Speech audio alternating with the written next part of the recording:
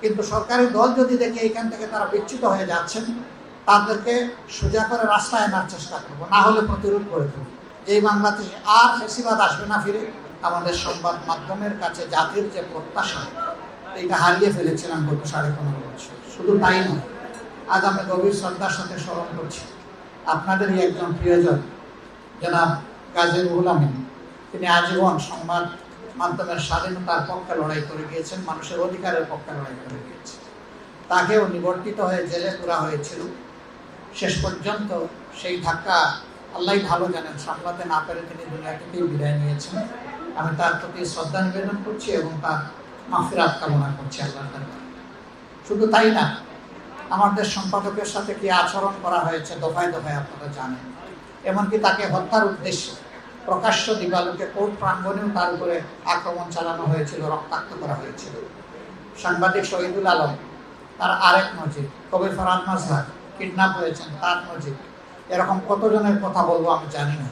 মূল উদ্দেশ্য ছিল সংবাদ মাধ্যমে যারা সত্যিকার অর্থে সাদাকে সাদা বলবেন, কালোকে কালো বলবেন, তাদের কণ্ঠগুলা স্তব্ধ করে দেওয়া, এবং তারা সফল হয়েছিল। সেই সফলতার রেশ এখনো চলছে বলে মাঝে মাঝে যেন মনে হয়। আমরা ফেসিবাদ থেকে আংশিক নয়, পূর্ণ মুক্তি চাই। এটা যার আমলেই হোক, যখনই হোক। ফেসিবাদ কখনো জাতিকে ভালো কিছু দিতে পারে নাই, পারবে না। এবং সাংবাদিক বন্ধুদেরকে শুধু এতটুকু অনুরোধ করবো, আপনাদের পরিচয় হচ্ছে আপনারা জাতির বিবেক। আপনারা বিবেক অনুযায়ী চলবেন। হায়াত মউত আল্লাহ তাআলার হাতে। জন্ম একদিন নিয়েছি, মৃত্যু একবারই হবে। লড়তে হবে বীরের মতো, মাঝখানে আর কোনো আপোষ নেই।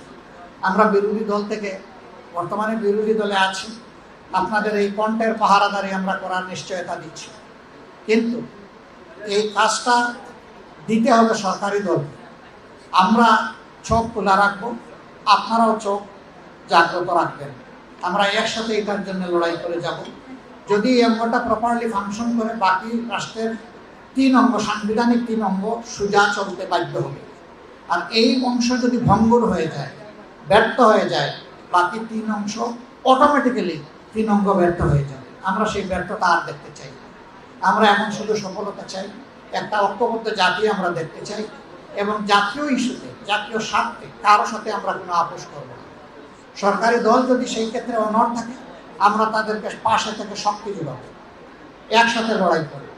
কিন্তু সরকারি দল যদি দেখে এখান থেকে তারা বিচ্যুত হয়ে যাচ্ছেন, তাদেরকে সোজা করে রাস্তায় আনার চেষ্টা করব, না হলে প্রতিরোধ করে দেব।